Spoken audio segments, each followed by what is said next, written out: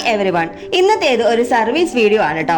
ഇവിടുത്തെ വിഷയം ഈ കസ്റ്റമറിന് 2 വാഷിംഗ് മെഷീൻ ഉണ്ട്. പക്ഷെ ഇവിടെ ആണെങ്കിൽ ഒരെണ്ണത്തിന്റെ ഇൻലെറ്റും പവർ സപ്ലൈയും അതുപോലെ ഔട്ട്ലെറ്റ് നൽകാനുള്ള സൗകര്യമുള്ളൂ. റെന്റഡ് ഹൗസ് ആയതുകൊണ്ട് പുതിയ കണക്ഷൻ എടുക്കുന്നതിന് വേണ്ടി ഒരുപാട് പൈസയും ചെലവാക്കാൻ പറ്റില്ല. നിലവിൽ ഉള്ളതിൽ നിന്ന് നമുക്ക് പുതിയ കണക്ഷൻ എടുക്കേണ്ടി വരും. അതും ചിലവ് അധികം വരികയും വരുത്. അപ്പോൾ നമ്മൾ ഇവിടെ എന്താണ് ചെയ്തതെന്ന് കാണണ്ടേ. ഞങ്ങൾ ഇവിടെ നിലവിലുണ്ടായിരുന്ന പൈപ്പിൽ നിന്നും ഒരു ടീ കൊടുത്തിട്ട് അഡീഷണൽ ആയിട്ട് ഒരു ടാപ്പ് കൊടുത്തു.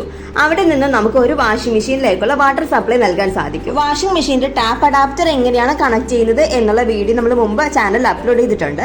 അറിയാൻ പാടില്ലാത്തവർ അതൊന്ന് കണ്ടു നോക്കാം കേട്ടോ. തീർച്ചയായിട്ടും നിങ്ങൾക്ക് ഉപകാരപ്പെടും. അടുത്ത വാഷിംഗ് മെഷീനിലേക്ക് വെള്ളം നൽകുന്നതിന് വേണ്ടി നമ്മൾ ഇവിടെ ഒരു കണക്ഷൻ കൊടുത്തിട്ടുണ്ട്.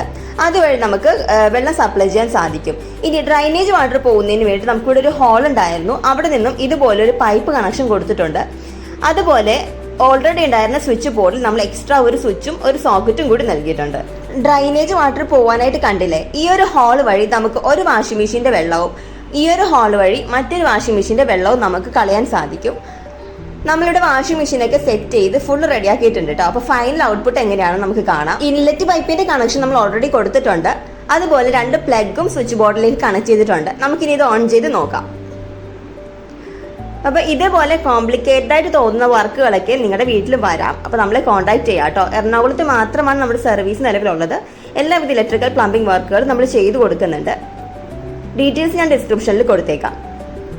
അപ്പോൾ ഇവിടെ 2 വാഷിംഗ് മെഷീൻ വർക്ക് ചെയ്യുന്നുണ്ട് കേട്ടോ.